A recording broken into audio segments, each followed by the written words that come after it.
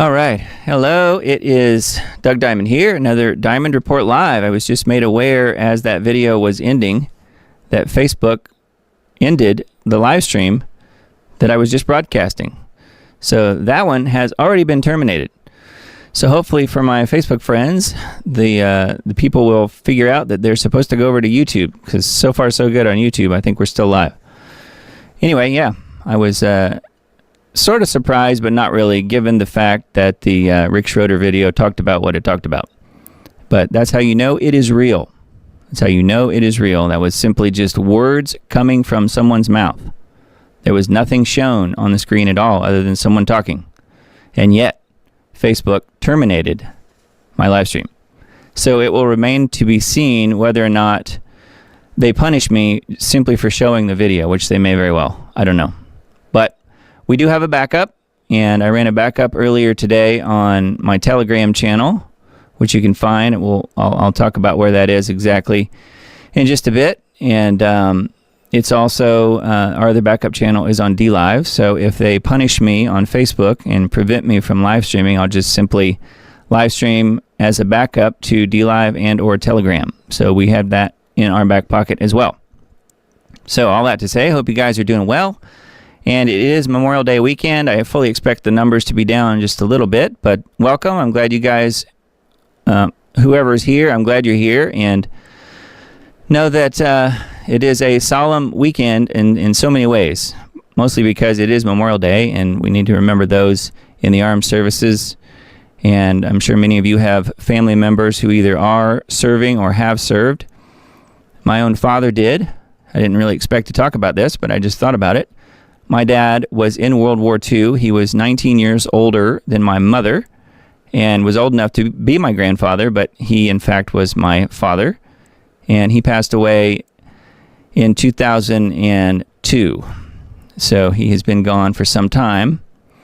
However, he was a good man, and I've shared pictures before of him on my Facebook page. And he was in the Army Air Corps. You guys probably remember or have heard of the Army Air Corps, which was I think the precursor, the pre-runner for the Air Force. So anyway, yes, hello and welcome. It is 10:11 p.m. on Sunday night, May the 28th. So let's take a look at the news. We've got quite a few articles, things to talk about. Before we do, let me see what you guys are saying on the chat, just so I can kind of get a feel for who's here. True Nature is here. Hello. And Joyce and Kelly and Emily. Yeah, hello to everybody who's here. Yeah, they can't have that information getting out. Emily says, yes, I agree. Chicago Cubs, hello. Yeah, so if you guys are here, say hello in chat. And I think what I'll do is, as long as we can maintain the live stream here, I will probably come back to the questions and comments and stuff instead of throughout the broadcast. I will probably do it more toward the end. Just kind of I like the idea of having it all in one place, and it's easy for me to lose my place if there's a lot of comments. So just bear with me as I kind of go through the comments and stuff later. If there's questions and things, maybe put those in all caps. That way I'll see those a little bit easier. Joyce says, wow, my dad was 20 years older than my mother. Yep, about the same here, 19. So anyway, yes, let's talk about a few things. We've got a few videos, but not too many. It's mostly articles tonight. So here's what I've got pulled up, and I saw this today earlier on HalTurnerRadioshow.com, and just wanted to mention it, but I don't know that you should necessarily draw any conclusions over this. I'm not really. Hal says, I received very disturbing information last night. It looks like we have an actual date for World War III. Now, so far, I like Hal. I like his reporting. So far, all of his dates have always been wrong for the most part. Now, he's close. He's in the ballpark on some things that he's talked about. So whatever he's got, he hasn't put out publicly yet. I'm expecting he either will have a long post at some point, maybe tomorrow, or perhaps he'll talk about it on his radio show tomorrow night, or maybe both. So we'll see what happens. He says that we have an actual date for World War III. I don't know. I'm not really holding my breath on that one. I don't think you should either. Feel free to take a look at any of his other articles on here. He's got quite a bit of pretty good information. And again, on the World War III stuff, we will see. We will see. I don't know. I do think it's coming. I don't think that we have a hard date on it, though, for sure. Anyway, let's take a look at some of the other articles I've got pulled up. And let's start with this one on technocracy.news. John Kerry says farm confiscations are not off the table because he's so liberal and so loving. Technocrats intend to control all food production in order to control populations. Why would governments confiscate farms? Just ask the Netherlands. Since farms use nitrogen fertilizers to grow crops, and since nitrogen has been declared a harmful pollutant, confiscating farms is seen as a way to combat global warming. I can guarantee that Bill Gates' farming empire will not be one that will be confiscated. So that is very true. It says now climate czar and Skull and Bones member John Kerry has predictably jumped on the bandwagon of his idiotic agenda. The UN is pushing this agenda to the entire world. Farmers and ranchers are under unprecedented attack. So anyway, yeah, and they talk about the potential of confiscating farms. Yes, you heard that right. Confiscating farms. And I'm sure probably exterminating all of the cows because cows are bad apparently now. Wow. So that's where we are. That's where we are in this country with this crazy group of elitists running the world. Anyway, just wanted you to know this article is on technocracy.news. So is this one. Scientists warn genetically engineered insects could be easily weaponized. Although this article was originally published in 2018, it is more prescient today than before. Genetic scientists who are tinkering with nature will not end up helping nature, but rather will destroy it. Yeah, and us too. Insects containing genetically engineered viruses have as much killing potential as any other weapon on Earth. So there's a video here embedded about that. Scientists sound the alarm on DARPA insect allies, quote unquote. So anyway, yeah, there's more about that on here, talking about bioterrorism and the unforeseen ramifications. But that is that's exactly what happens when you start genetically engineering things, and that's what they are running rampant doing at this point. Genetically engineering things, and I think that's pretty much what happened in the days of Noah too. Was it not? Have we returned to the days of Noah? I think we have. But you can see this article is pretty long here. There's a lot on this particular subject matter on this article. So this is the article post that has to do with the video that we saw at the beginning of this program, in which case Facebook decided to end my live stream. Former child star Ricky Schroeder talks about a ritual he saw as a minor in Hollywood. Now, it was a video, if you remember right. He was talking about seeing a video. I'm not so sure that he saw the video live. He talked about being on at Point Doom in Los Angeles. I have actually been there before. I know exactly what he's talking about. Now, I don't know if he was outside or inside. I was only ever outside at Point Doom, but I've been there many times. It's a beautiful beach area just north of Malibu in Los Angeles. And most likely he was in someone's house, watching some videotape or something as far as what he's describing in the video. So, but I've been in the area. I know what he's talking about. So very interesting. And this article is on needtoknow.news, but of course the original video is on BitChute, and then the Greg Reese report that we watched at the beginning of the broadcast. So here's another article on this whole John Kerry thing. Farmers must stop growing food to meet net zero goals for emissions. They mean net zero people. I think that's what they mean, not emissions. Anyway, this picture's even got old Bill in it too. So Biden's climate czar, John Kerry's calling for farmers to stop growing food in order to meet the administration's radical net zero goals for lowering emissions. Because nitrogen, which makes up about 70% of every breath that we take, is somehow bad. And it's somehow the fault of cows and farming. Even though that's been going on, cows and farming has been going on, I think, since the beginning, more or less. I mean, for thousands of years, only it's just now a problem. The whole thing is so ridiculous and so transparent. It's so easy to see that it's just a power grab and money grab. As we're on our way down, they're milking us for every cent that we have. So anyway, yeah, this is on slaynews.com, that particular article. On the Daily Mail, Russia will launch a preemptive nuclear strike if the West provides Ukraine with nukes, Moscow warns. Medvedev says the West underestimates Putin's willingness to bring about Armageddon. That is not good news. But also, I would say that it's not a surprise. And you could also say that it is pretty much expected at this point. They've been pushing and pushing and pushing as far as they possibly can, pushing Russia into a corner and seeing who's going to lash out. Russia will launch a preemptive nuclear strike if the West provides Ukraine with nukes, one of Putin's closest aides has said in a sinister warning. Yes, and Medvedev, Russia's former President Medvedev, said that the West is failing to grasp Putin's willingness to bring about nuclear Armageddon. I think that's exactly what they want him to do, so they can blame him for it. A ranting Medvedev also warned that the Ukraine war could last for decades, with long periods of fighting interspersed by truces. Medvedev, now deputy head of Putin's Security Council, warned that the war has escalated further with Ukraine receiving warplanes such as U.S. F-16s and maybe even nuclear weapons. There are some irreversible rules of war, he said on a trip to Vietnam. If it comes to deliveries of nuclear weapons to Ukraine, a preemptive strike will have to be carried out. So the question is, where does the strike happen?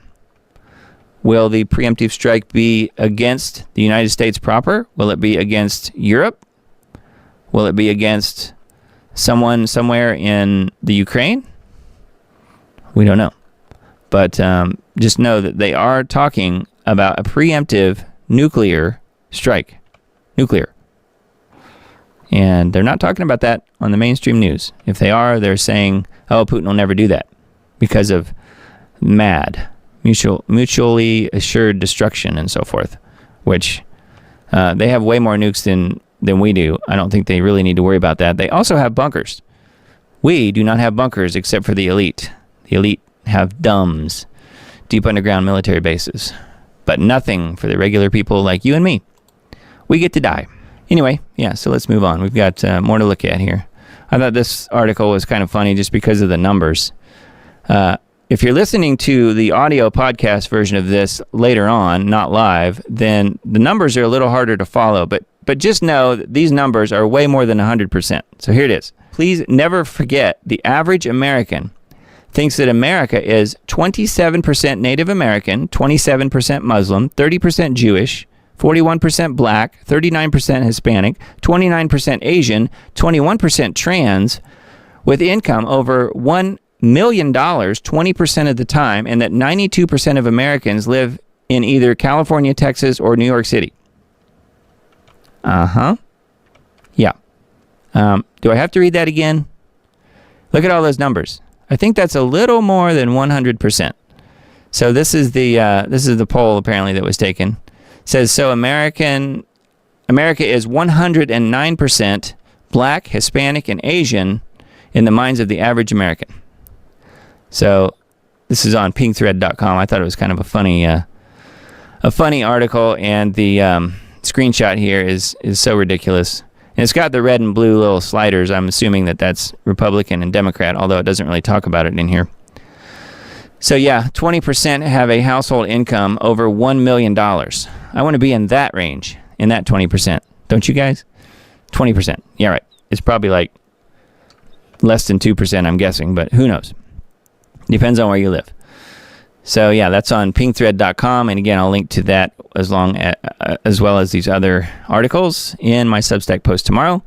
This is one I put on my Facebook page. Figured I wouldn't get punished for that, mentioning that Tina Turner recently passed away, and I'm sure you guys have followed this, or at least a little bit.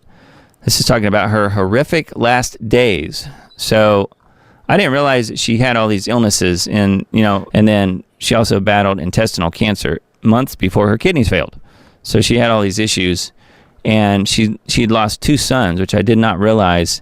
I knew about the one who died back in December, right here, complications from colon cancer. And she also had another son who apparently committed suicide. So wow, had she been through a lot or what? Unbelievable. I had a Facebook friend ask me if because I'm in the music business and had been around many people in the entertainment business and music business over the years that I was doing that. Back in my Hollywood days, I mentioned Hollywood earlier, or LA at least, had I ever met Tina Turner? And I have not ever met Tina Turner. So she's one of the few people actually that I did not meet. And I'm not saying that just to impress anyone. I'm just literally saying that the studio I worked at, pretty much everybody who was anybody came in and out of there during those years that I worked at that particular recording studio, and Tina Turner was not one of them. Surprisingly, I was never around her or any of her circle of folks. So, but yeah, hopefully she's in a better place now. So, anyways, just wanted to mention Miss Turner. So I found this article and thought it was kind of interesting. Microsoft adds mandatory system-wide artificial intelligence engine, which is they're calling it Windows Copilot, to Windows 11. I don't know if anybody out there is using Windows 11. I don't have any Windows 11 machines. I think it's one of those things where, if you buy a new machine, it's pretty much going to have it on there. And I haven't bought a new machine in some time, but I have Windows machines here, but obviously it's not, none of them are that new. So I'm not really experiencing this Microsoft Windows Copilot. So what they're saying here is it's promising helpfulness. Exactly how will your data be analyzed? So it says Microsoft announced that a new feature called Windows Copilot will be built into Windows 11. Windows Copilot uses AI to communicate with Microsoft's cloud computers. Uses AI, which means no one controls it. That's probably what that means. So anyway, if you guys are Windows 11 users, just be aware. Just be aware that things could be being reported over to the Microsoft computers that you have no control over. And if it's AI driven, that's a different beast entirely. Pun intended. So again, there's quite a bit here. I won't go into the details of it, but it's talking about how this is built right in to Windows 11. So just be aware, you guys. Yeah, and I'm sure it's like so many things. You can probably shut it off, but it's still going to do something most likely, even after you do shut it off. Just like Windows 10 had some of those same components in it. Virtual reality could soon include smells, thanks to new wireless scent interface. This is on Singularity Hub.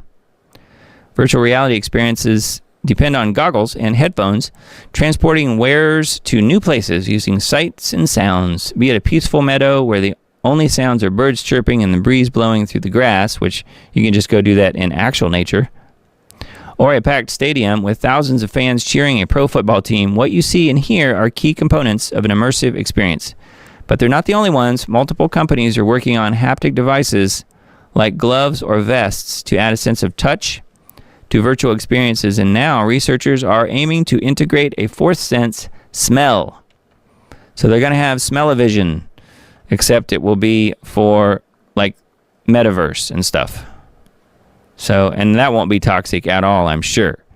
So anyway, I just thought you guys would think that was a bit ridiculous. Yeah, so this is on Singularity Hub if you want to have a look. And this one gets filed in the category of well, what did you guys do today? Look at this. Double amputee veteran reaches the summit of Mount Everest. A double amputee, he's lost both legs. Hari Buddha Magar reached the peak despite being a double amputee since an explosion in Afghanistan. And there he is there. So he did this with the help of these other guys. A Gurkha soldier veteran who lost both legs in Afghanistan has achieved mountaineering history after reaching the top of Mount Everest. He lives in Canterbury, Kent, reached the summit of the world's tallest mountain at 3 p.m. on Friday, having started the climb on 17th of April, exactly 13 years since he lost his legs after an IED explosion. While waiting 18 days at the Everest base camp for the weather to clear, the veteran and his crew faced freezing conditions and saw 2 dead bodies being dragged down. Wow. But it didn't deter him, apparently. Speaking to the PA news agency from the Everest base camp, he said, "All of my jackets were completely freezing. It was all frozen, even our warm water. We put hot water in the thermos and that was also frozen, and we were not able to drink. So that's amazing. He continued, when I came down, we ran out of oxygen. The guys came up with oxygen. I was bumping down on my bum, and we had 40 minutes of oxygen. We still had about 2 to 3 hours to get down. So, wow, that is an amazing story. And there's more to it here, obviously, if you guys want to know more of the details. But I find that very fascinating that he was able to do that with no legs. Just amazing. Now, this one I saw and realized that I have firsthand experience in this one. The Rockers' new song called The Eyes of Portland hits home for locals, land of plenty where nothing gets done. Singer-songwriter John Mellencamp has come out with a new song called The Eyes of Portland that deals with the dystopian wasteland that the city has become as homelessness and addiction rule the streets, and residents believe he's captured the true essence of the crisis. 3 residents gave their take on the situation to Fox News following the release of Mellencamp's song, which delves into the hopeless plight and massive uptick of the homeless population in Portland. It's pretty bad, isn't it? The city of Portland and the state of Oregon are really in crisis at this time. Yeah, but they're owned by the globalist. And John Mellencamp has nailed it with a couple of these lines in the song. I think my favorite is the one of one of the ones you just said. The land of the plenty where nothing gets done. A resident of Portland told Fox on Tuesday. In Oregon, we only have 4 million people. 4 million plus people. In the last 6 or 7 years, we've committed $4 billion to this crisis. And yet, Portland's mayor freely admits that the problem is 50% worse, not better. It's 50% worse, spending all that money. Well, that's because they're not actually addressing the problem. They're just purposely making it worse. It's a sad commentary on his leadership and on the state's leadership. Yeah, no kidding. Anyway, the reason I say I have a connection here is because I heard the song live just a couple of weeks ago. I was at the John Mellencamp concert here in Nashville, and he played this song and told the very same story that he tells in the video clip here, right here, embedded on this page. It's a pretty interesting story. There's a lot of expletives, so I won't play it tonight, but you guys can go watch it if you want to. And I thought it was a good story. He's a super liberal as far as his political view, but I do think he does call things as he sees them, which I think is a good thing, and he always has. I've always liked his music. I grew up in Indiana, and John Mellencamp is a way of life if you grew up in Indiana.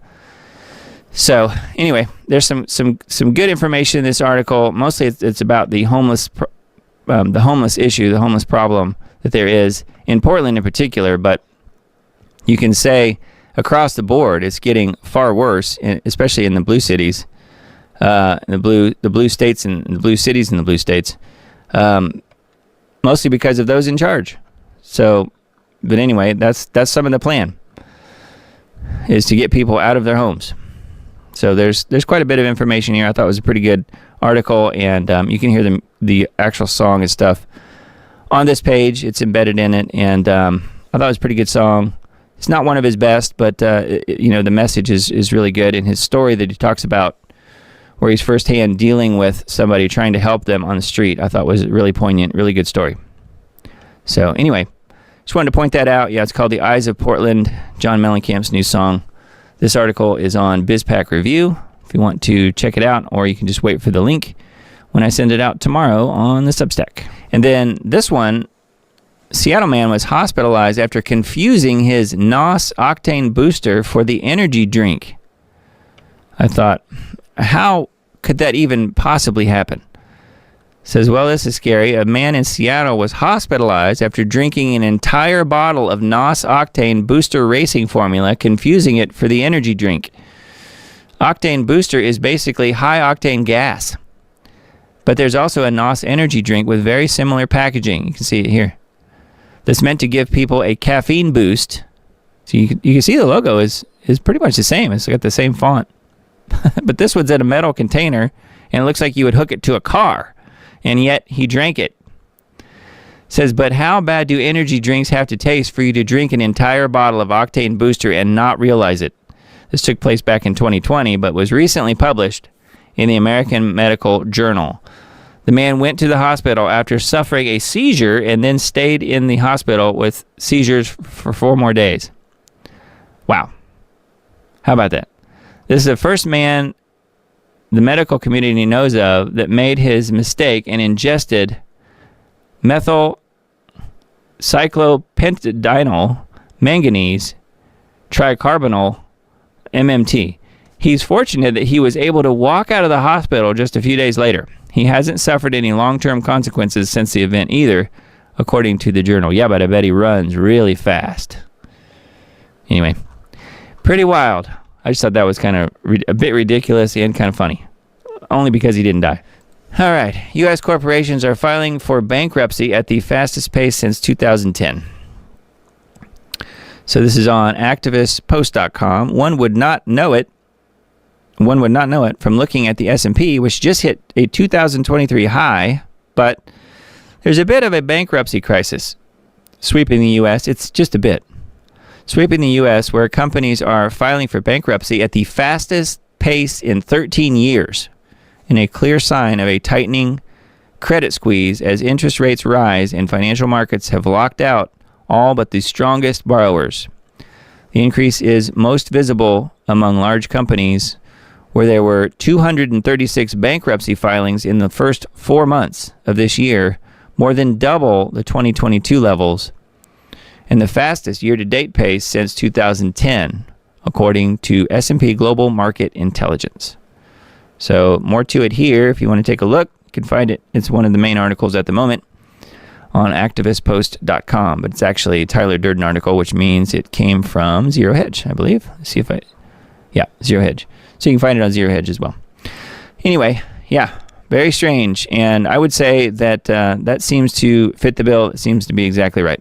I don't know what you guys are seeing where you guys live, but yeah, I'm noticing businesses going out of business pretty often and pretty, I would say, is pretty prevalent around this area. And I live in what you would call a boomtown right now. I mean, Nashville is expanding. It's growing. People are moving here.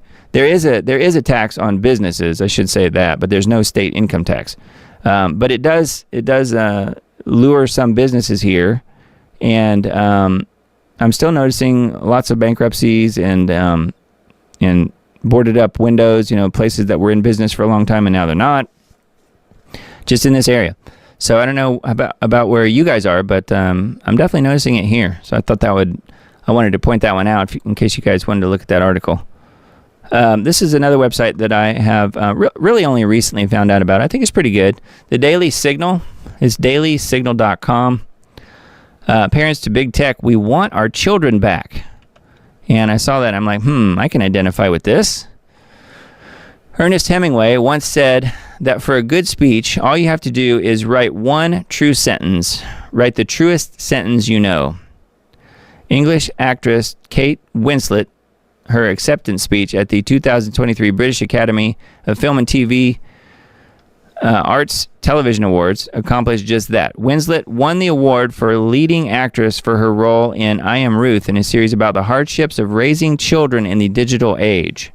Her address gave the audience an honest account of how technology has created a divide between parents and their children. But what made her speech true came in the form of a single admonition directed at big tech. Quote, "We want our children back." End quote.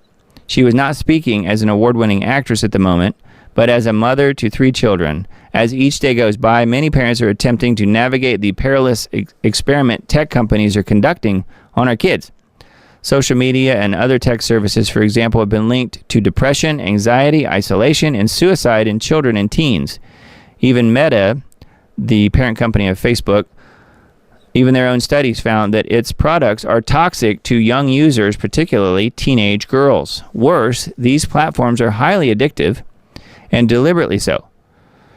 As Dr. Christine Stabler at the University of Pennsylvania Perelman School of Medicine put it, social media apps and websites have the same kind of effect on the brain as playing a slot machine.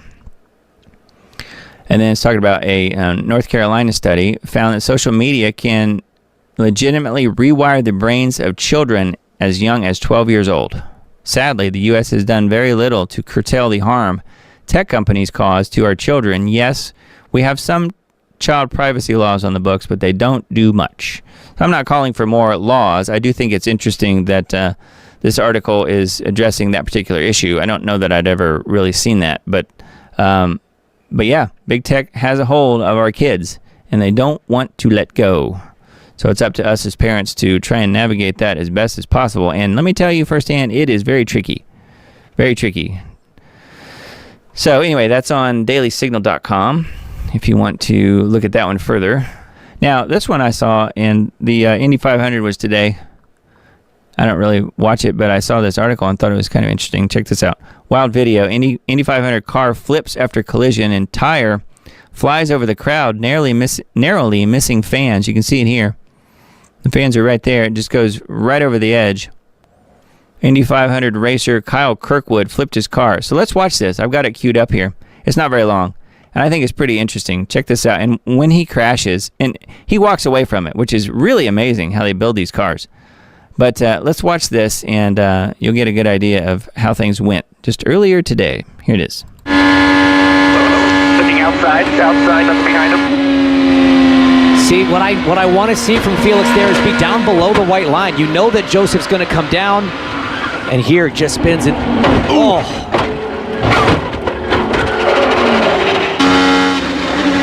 Watch this.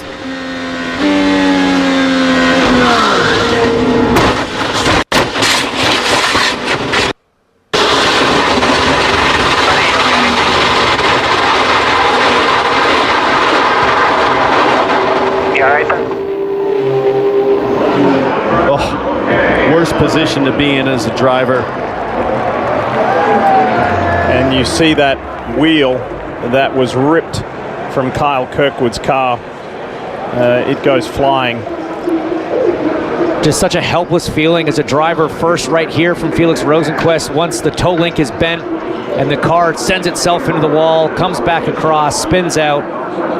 And then again from Kyle Kirkwood, you saw he was trying to check up to avoid, I believe it was Ferrucci in front of him. Yeah, right there. He's on the brakes, nowhere to go.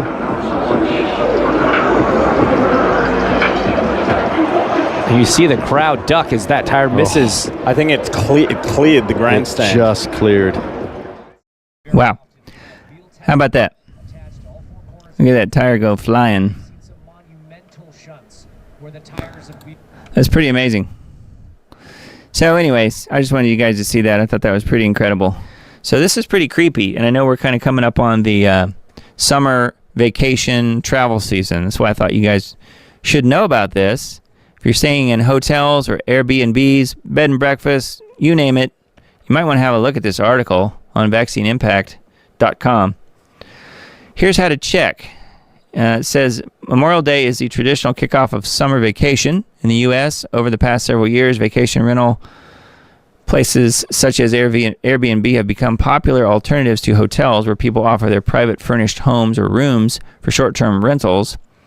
PC Mag states that many guests staying in these vacation rentals find hidden cameras in the homes, and they have just published an article with tips on what to do to make sure you are not being subject to surveillance when you stay in these residences. Here's what to do before and after you book. Make sure you're not being subject to surveillance.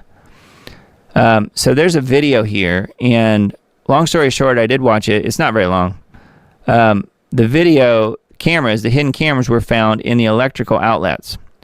And you can see, let me see if I can find it here without spending too much time. I think it was at the end here. You can see when they show the outlet, you can see the little glare. See the glare there coming through the bottom grounding hole? That was where the camera was. And this particular video is done by someone named Jess. Changes out of his clothes and brushes his teeth. Jess looks around the room before turning out the lights and getting into bed. He spots a red glow emanating from a bookshelf. Jess gets up and warily approaches the shelf, pushing aside a book. He jumps when he uncovers a camera. This video here that I was showing the clip of is actually people who have found surveillance cameras in their Airbnb. Says the host of this Airbnb, this video about it, claim not to know about the camera's existence. Still, you should read the listings thoroughly for camera disclosures before you book. So I guess they could have it in the paperwork, probably in those things that everybody just clicks past, right? The end license agreement type things. You should also go through reviews and search for any mentions of cameras.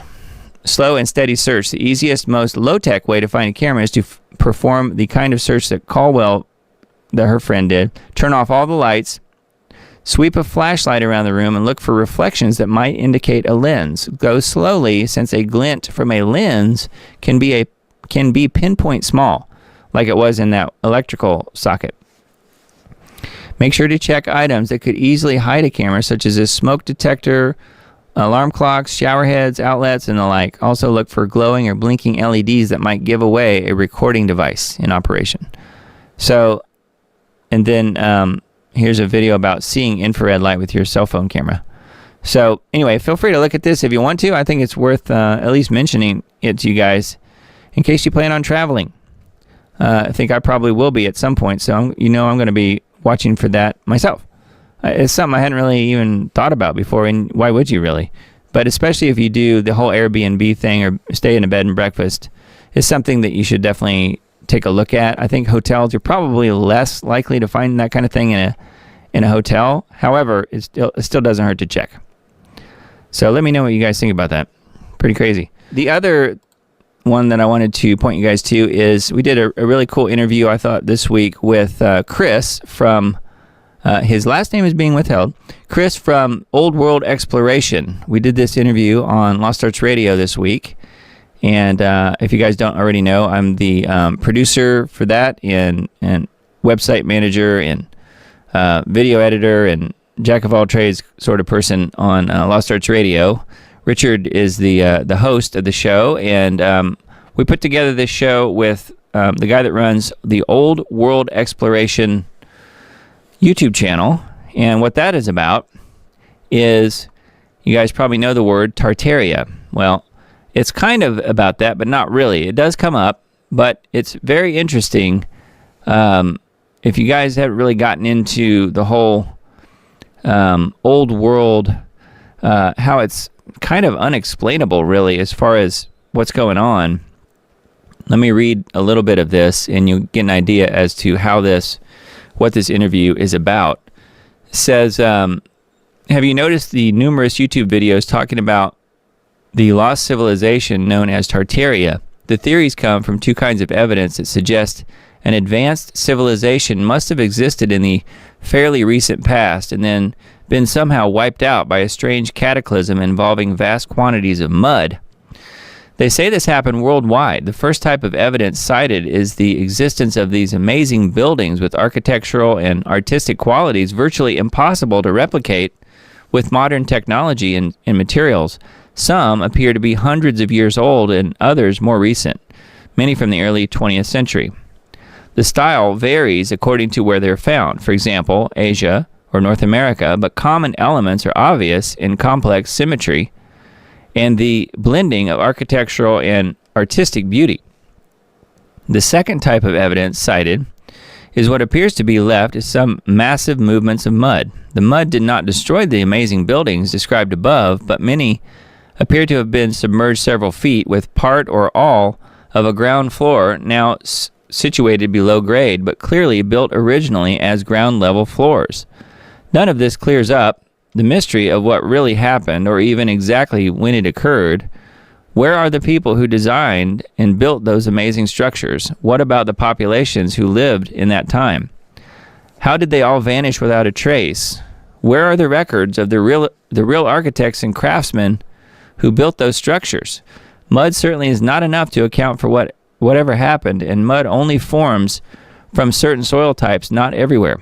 Multiple mysteries are intertwined here, and I have found, this is Richard talking, I have not found any solid answers so far, but I did find some great photographic collections that show the buildings. One of those great collections is on the YouTube channel called Old World Exploration, which is highly recommended, by the way. I thought it was great. Chris, the owner of that channel, talks with us about the pictures on tonight's show. Tune in to Lost Arts Radio and prepare to be amazed. And it really is. We spent some extra time on this, making sure that this video is presented as good as we could do it. And I really highly recommend it. If you even if you just want to look at some really immaculate, beautiful buildings, and have no idea how they got there or who built them, I think it's worth watching it just for that, even if it doesn't intrigue pique your interest or whatever. But to me, it's really amazing, and it really kind of makes the light bulbs go off a little bit, at least for me. So yeah, feel free to look at this if you want. You can get there at lostsearchradio.com, and in the morning I will embed the video for it onto the homepage of the website, lostsearchradio.com. But you can just go to lostsearchradio.com and jump off to Brighteon, BitChute, our Facebook page, or where else? It's actually on YouTube. It's on our YouTube channel. We put it on there because there's no discussion of the shot or anything else. It's just strictly talking about architecture and the old world exploration, the guy from that channel. So anyway, I thought it was pretty cool. Really interesting stuff. And again, really great visuals. So take a look at that if you have time. And I will be delving into that subject matter a little bit more, although, I probably won't spend a ton of time on it. I do think it's interesting. I do have some hypotheses as to what actually happened. I probably won't bother sharing that tonight, but I do think that it's a really interesting thing as far as the whole mud flood thing, Tartaria, and all of that. So let me know if you guys are into that research at all. I do find it very interesting. This is the Substack. If you guys haven't already signed up, feel free to do that. It's free. Just put your email address in there, and you will get tomorrow when I send out all the links to the articles and videos and things, you'll get that in that one email. Kind of handy. And then you can jump off to whatever different things you want to take a look at from that one email. All the links are there. And this is my store, Diamond Report store, with t-shirts. Only done the t-shirts at this point. Feel free to take a look at that if you want. It's listed there in the upper right corner, shop.thediamond.report. That's where it's at. And there was some confusion earlier today. I did the what I'm calling the show prep show this afternoon, about maybe 2 o'clock or so my time, and there was some confusion, I think, at least for some of the folks on Facebook, thinking that I was just doing the live show earlier in the day and not doing the one tonight. So my apologies. I didn't really mean to confuse people. That's simply just me going through the news, trying to figure out what I want to talk about. And that's not, even though it's technically live, it's not really a show. I'm just kind of talking and rambling around and being very real. You can hear my dog barking in part of it, and it's kind of funny actually. But yeah, I live stream that on DLive and also on my Telegram channel, which is what you're looking at there. t.me/The Diamond Report is how you get there, and I highly recommend Telegram. And I've, obviously tonight when we started the live broadcast, Facebook decided to shut me down, so I was not able to live stream anywhere except for YouTube tonight, because Facebook literally shut it off just a few minutes into my broadcast because they didn't like the Rick Schroeder video that I played where he's talking about the occult and the stuff that he witnessed. And again, it didn't show any visuals. It didn't show anything other than him standing there talking. And their AI system, their algorithm kicked in and shut me down just like that. I don't know why YouTube doesn't have that. I'm glad they don't. I'm grateful they don't, or at least it's not being implemented on my channel at the moment. So I'm able to continue to go live and continue to talk to you guys, which is the main goal. But do know I do have a backup channel, and that's on Telegram and also on DLive. So the Facebook shutdown had already happened as I went live, so I couldn't re-enable or go live on DLive tonight and or Telegram. But those are there. We can continue to live stream to those. So just know that I will not be silenced, and I hope you guys won't be either. Telegram's a really good backup. I think the live streaming platform is really good, and I've used that a couple times now. I'm happy with it. Feel free to go there and follow the page if you would. Again, the Diamond Report on Telegram, and I also have this one, which is strictly just the end times dates stuff primarily. But there's 2 different pages there, and the end times dates one kind of follows the YouTube channel as well, and Take It to the Lord in Prayer end times dates on YouTube. And the channel's growing a little. I'm finding a few subscribers. I'll get a few, and then I think YouTube boots them off. Like they scrape off a few, and then I get a few more, and then they scrape off a few more. So I'm kind of like sitting in limbo, not really moving a whole lot. I'm going up a little, but then coming back a little. And so that seems to be the way the YouTube algorithm works. Given the subject matter that I talk about, I'm not really too surprised. But anyways, if you guys want to give me a thumbs up, don't worry about doing it on this video because I'm about to delete it here in a couple minutes. And do it on the Rumble upload, or on the BitChute upload, or on the Brighteon upload, or whatever tomorrow when I put this up in its entirety. There's the BitChute channel. It's Diamond Disc, DIAMONDISC. Same thing on Rumble. Same thing on Brighteon. And same thing on ClickView. I mentioned that one as well, I think, several times. So anyway, yeah, so that's the different channels. Feel free to subscribe there if you haven't already. I would certainly appreciate it. And the videos that are going on there is this full broadcast, the one that you guys took part in tonight. And I don't know if you guys ever go back and watch it, but I leave things intact as much as possible. I just go through and tighten things up a little bit and then re-upload it. And that should be up at some point tomorrow. So that's kind of how that works out. So I hope you guys have a really blessed week, and feel free to reach out if you have any questions. You can leave comments on any of these platforms pretty much. If you have an account, you know how that goes. You got to be logged in and have an account to leave a comment. But I do get some good ones, and I always try and read them. And you guys can reach me via email as well, or if you're on my Substack, you can just hit reply, and I will get it, actually. It'll come to me going through Substack. But yeah, definitely subscribe there if you can, just because it saves me the hassle of trying to post these links anywhere else. I could just put them all in an email and send them to you guys. So then you have them. So anyway, I hope you guys have a really blessed week and have a good one. And if anything comes up, we can jump back on here at any point. I may or may not do another, pre-show, what I'm calling the pre-show, or the show prep show. I don't know. I'm not sure. The verdict is still out on that. I mean, it's kind of fun to do it, and I'm using the backup channels to do it. So if you guys are not really interested, then I'll probably just stop doing it. But if people are watching it, which they do seem to be watching it after the fact, at least on Telegram, I may do a few more. So we'll see how that goes. But anyway, they're kind of fun to do, and just get on there and hang out with whoever happens to be around at the time. So yeah, I hope you guys have a blessed week. Thank you so much for spending your time with me tonight. I definitely appreciate that, and everything you guys do, and all the information you guys send me. I get some really good information via email from you guys.